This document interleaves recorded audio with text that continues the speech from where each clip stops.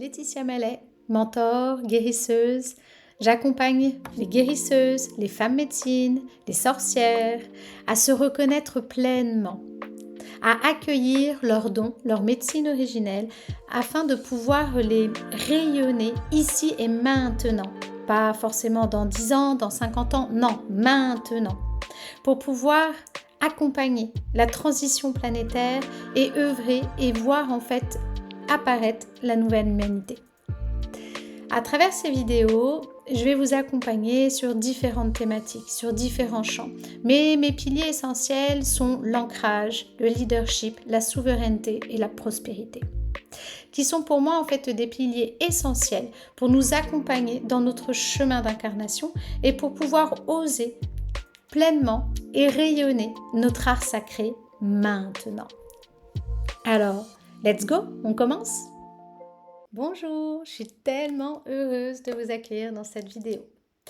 À travers cette vidéo, j'ai vraiment à cœur de vous partager, de vous transmettre des clés qui sont importantes pour vous aujourd'hui, pour que vous puissiez incarner pleinement la magnifique prêtresse que vous êtes et de pouvoir ainsi rayonner toute votre magie, tous vos dons. Osez le faire dans votre quotidien. Donc aujourd'hui, j'ai envie d'aborder le féminin sacré, le féminin divin. Et comment dans notre quotidien on peut venir guérir, être sur ce chemin de guérison, de libération, de purification du féminin sacré. Bien sûr, ça va commencer par vous. Ça va démarrer à l'intérieur de vous. Être sur le chemin du féminin, être dans cette dévotion pour permettre à tout ce féminin, pour permettre cette reconnexion, cette dévotion à la mère divine, cette reconnaissance constante, quotidienne de ce sacré, il est important d'abord de venir le cultiver à l'intérieur de soi. Il est important de le reconnaître à l'intérieur de soi. Et ça, c'est vous qui en avez le pouvoir.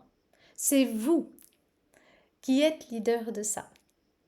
Donc aujourd'hui, je vais vous proposer quelques thématiques, quelques points clés vous permettant en fait de pouvoir le cultiver facilement au quotidien pour pouvoir venir libérer, purifier et vous reconnecter pleinement à cette énergie féminine, à ces énergies sacrées qui sont à l'intérieur de vous et qui vous permettent de pleinement vous reconnecter à la terre, de vous reconnecter à notre terre, mère Gaïa, Pachamama, et de pouvoir ainsi vous sentir pleinement relié au grand vivant, dans l'instant, dans chaque instant.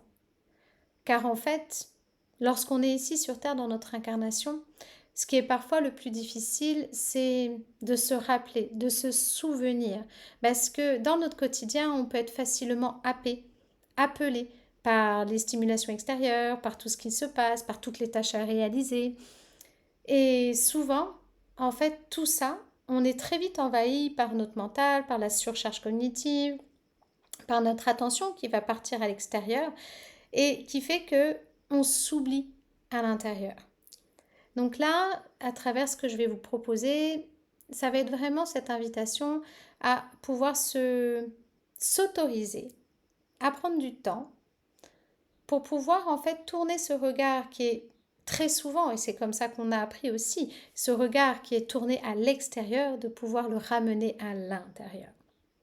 La première chose, et que je trouve qui est essentielle et qui est assez facile, entre guillemets, plus facile à faire, quoique, ça va être de revenir au corps, de revenir constamment au corps, de venir l'écouter, le chérir, de venir l'embrasser, le toucher, se rendre compte en fait qu'il est toujours présent et qu'on n'est pas dissocié de ce corps. C'est-à-dire qu'il n'y a pas notre mental, notre tête qui fait tout toute la journée, mais il y a aussi notre corps.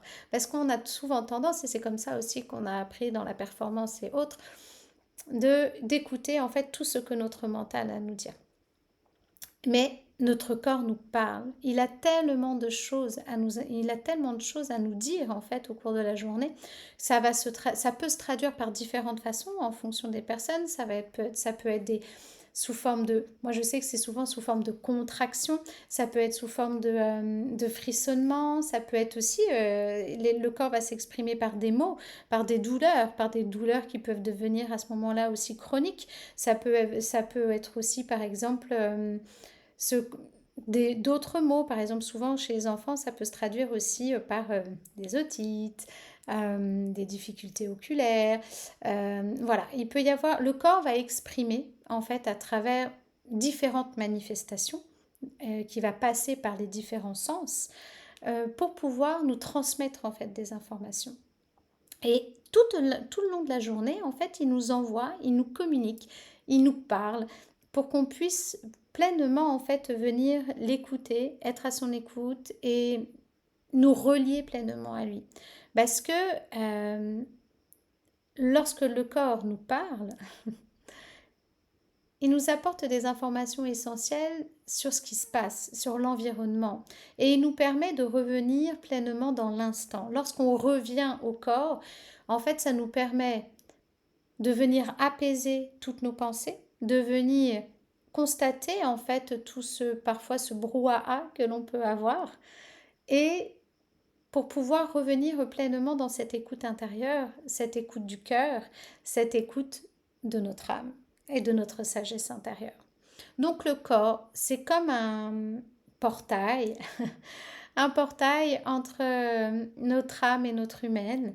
Et il permet de vraiment relier ce tout ici et maintenant dans cette incarnation.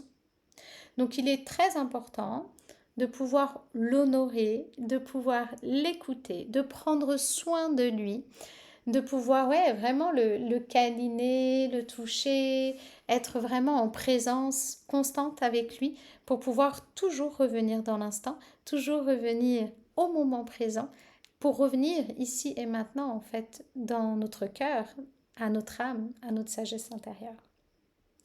L'autre point aussi que j'avais envie d'aborder, c'est aussi de pouvoir, pour pouvoir être vraiment dans cette idée de cultiver, c'est pas cette idée, mais c'est de pouvoir en fait incarner et de pouvoir cultiver le féminin à l'intérieur de nous, c'est aussi pleinement exprimer notre sagesse, sa sagesse intérieure. Et ça, parfois, c'est un peu compliqué. C'est un peu compliqué parce que on a tendance à... On a eu, ou on peut encore avoir, où on est sur le chemin, tout dépend où on se situe en fait par rapport à tout ça.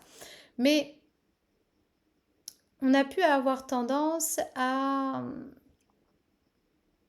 dire les choses, à faire les choses pour plaire, à dire les choses d'une certaine façon, à enrober finalement ce qu'on souhaitait dire pour plaire. Parce que comme si on pouvait ressentir que l'autre, ça allait le blesser. Et donc à ce moment-là, on retient une partie de notre vérité.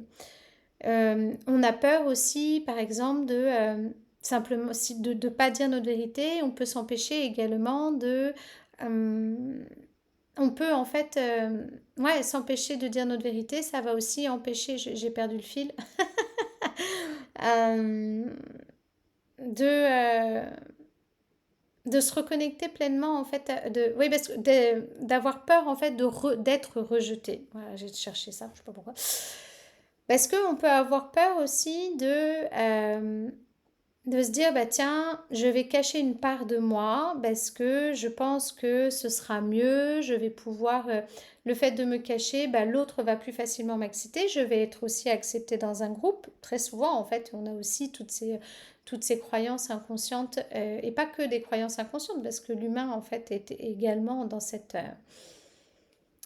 mouvance de vouloir appartenir à un groupe. Mais ça fait aussi partie de toutes nos peurs archaïques si je suis tout seul, j'ai plus de risques en fait de me faire attaquer.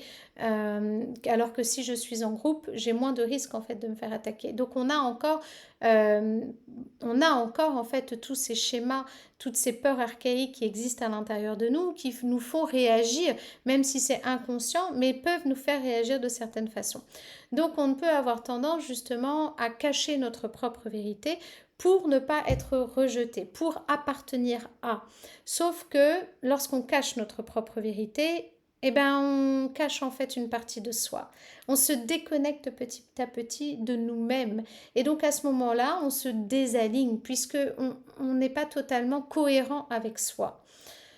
Et comme on n'est pas cohérent avec soi, bah, ça crée en fait des décalages dans notre réalité, ça crée des décalages dans nos relations. On ne dit pas notre pleine vérité dans toutes les relations que l'on va avoir au quotidien, que ce soit au travail, dans notre famille, avec notre conjoint, avec nos enfants, euh, voilà, notre propre bah, avec les amis également, voilà, c'est avec toute personne en fait que l'on rencontre. Si on n'est pas pleinement relié à notre propre vérité, parfois ça crée en fait, ça crée encore plus de mal que ce qu'il pourrait y avoir si on était pleinement relié à notre propre vérité dans l'instant. Donc ça, c'est hyper important de pouvoir se reconnecter, exprimer sa propre sagesse intérieure, même si on a cette impression que ça va blesser, que on va être rejeté, mais c'est important de toujours revenir à notre cœur, à notre sagesse intérieure, à notre propre vérité, pour pouvoir être pleinement toujours aligné. Il y a aussi une chose importante sur ce chemin, sur le chemin de reconnexion à notre féminin, et donc à la guérison finalement aussi du féminin d'une façon générale, plus générale, de façon mondiale. C'est aussi de pouvoir se reconnecter pleinement à notre sensualité. On a tendance, en tout cas dans notre société actuelle, à stigmatiser finalement la femme, à avoir une idée particulière de la femme, d'avoir une image particulière aussi du corps de la femme, avec, voilà, avec tout ce qui peut exister, hein, tout l'idéal que l'on peut avoir sur le corps de la femme. Et ça, c'est qui était quelque chose pour moi. Pendant des années et des années, j'avais un idéal en tête et j'avais besoin de correspondre à cet idéal. Ce qui faisait complètement m'éloigner en fait des besoins de mon corps, mais j'avais besoin de répondre à des besoins sociétaux, à des besoins, en tout cas à une image sociétale. Et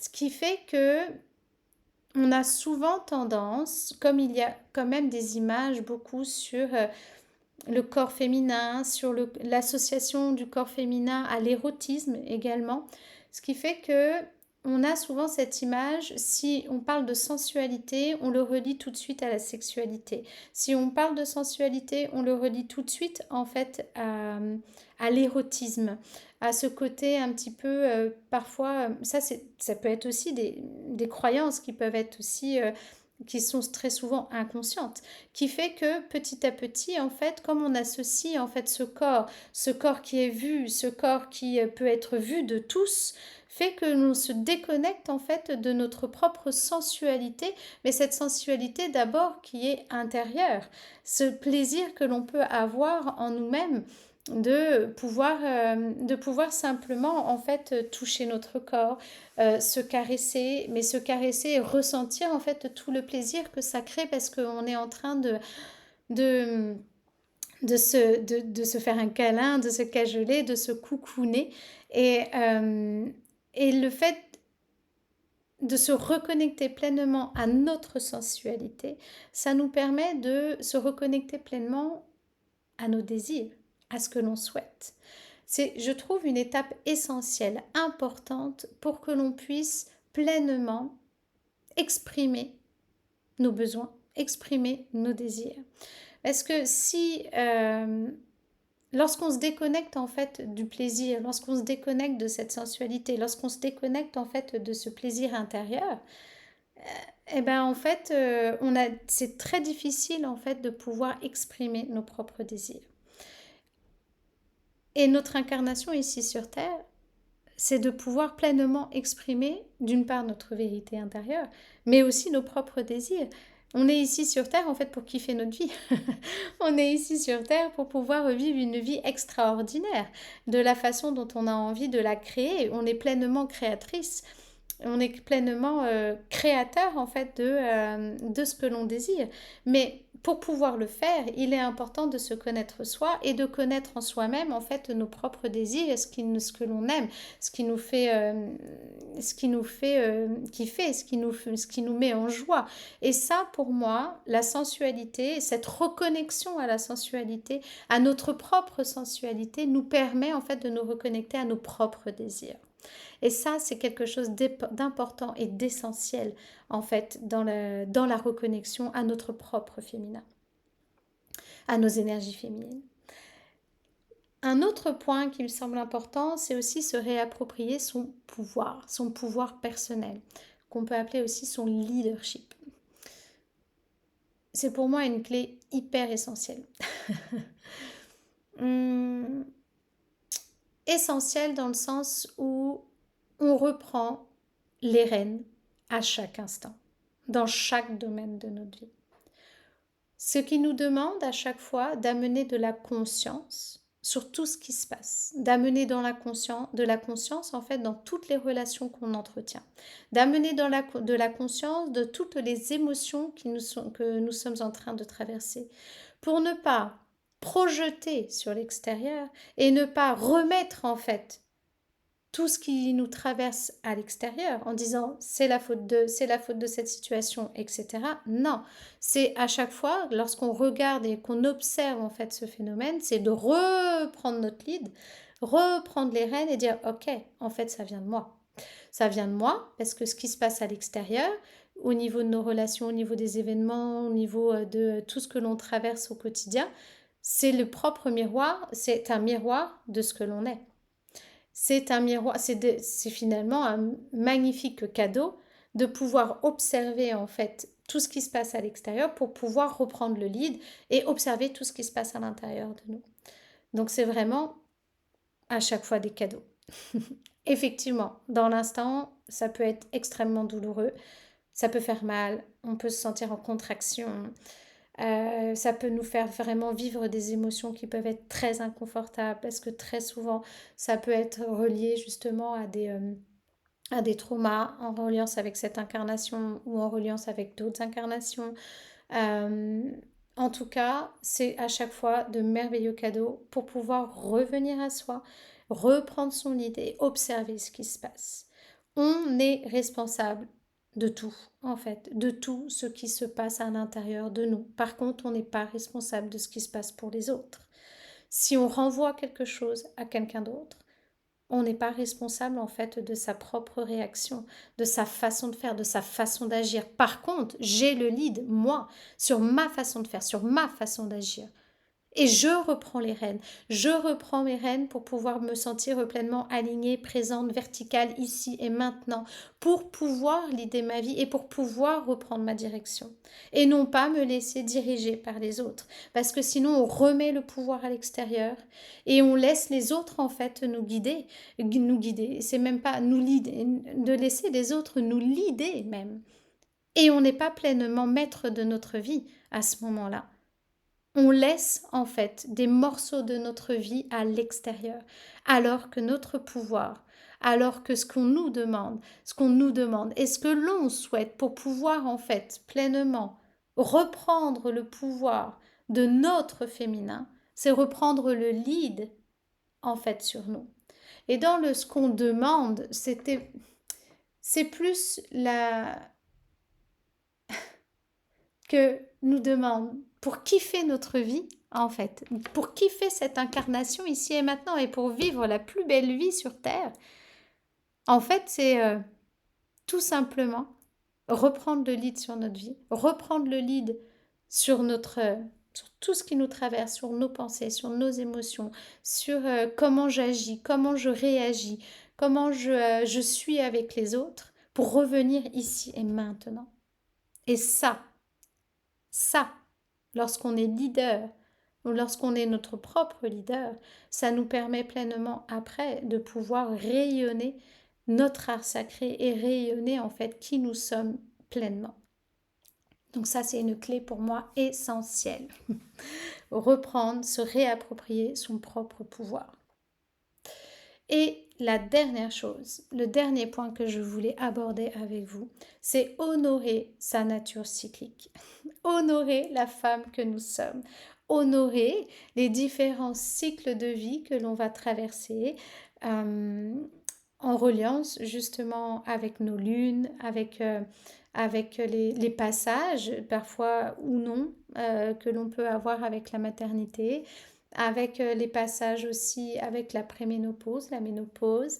Voilà, il y a vraiment le fait d'avoir pleinement conscience, d'accueillir, mais d'accueillir en fait ces miracles en fait, ces miracles de la vie, de pouvoir, parce que de se reconnecter pleinement à son cycle intérieur, c'est se reconnecter pleinement au cycle de la nature.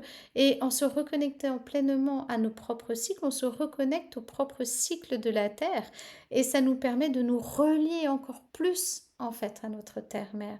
Et quand on se reconnecte encore plus à notre terre-mère, ça nous permet de cultiver encore plus et donc de nous ancrer encore plus, d'aller cultiver notre ancrage. Et ça, pour moi, c'est hyper important. C'est quelque chose d'essentiel, de pouvoir accueillir pleinement notre cycle, les cycles naturels que l'on a. Et effectivement, ça peut parfois entraîner des situations, voilà, des changements d'humeur, des changements émotionnels, des moments où on va être plus actif, des moments où on va ralentir, des moments où on a envie d'aller à l'extérieur et des moments au contraire, on a envie de voir personne. Mais c'est ok, c'est ok. C'est important d'aller accueillir tout ça et s'accueillir soi dans sa totalité, grâce en fait, et grâce à notre nature profonde de qui nous sommes, nature profonde de la femme de qui nous sommes. Et ça, c'est hyper important. Donc tous ces points, honorer le corps, exprimer sa sagesse, connecter à sa sensualité, se réapproprier son pouvoir, son lead et honorer sa nature cyclique. Pour moi, ce sont des points essentiels pour pouvoir guérir notre propre féminin et ainsi guérir le fil sacré du féminin, ramener le féminin sacré ici sur Terre, lui redonner sa place, le redonner en fait lui redonner sa place, sa fréquence originelle ici sur Terre, pour que pleinement, en fait, que ce soit les hommes ou les femmes, puissent se reconnecter à cette énergie puissante de reconnexion aussi à la Mère Divine, cette reconnexion à notre Terre, Mère Gaïa, pour pouvoir nous accompagner dans notre propre incarnation ici sur Terre. J'espère que cette vidéo vous a plu. J'espère que tous les éléments que je vous ai apportés aujourd'hui vont vous permettre de vous reconnecter pleinement à la guérisseuse, à la femme médecine, à la sorcière que vous êtes, et à vous donner des clés et à vous donner en fait ce courage aussi de pouvoir pleinement rayonner ici et maintenant votre art sacré. Et si vous avez aimé la vidéo, n'hésitez pas à liker et à faire ou même de me faire des petits commentaires en dessous de la vidéo. Je vous embrasse.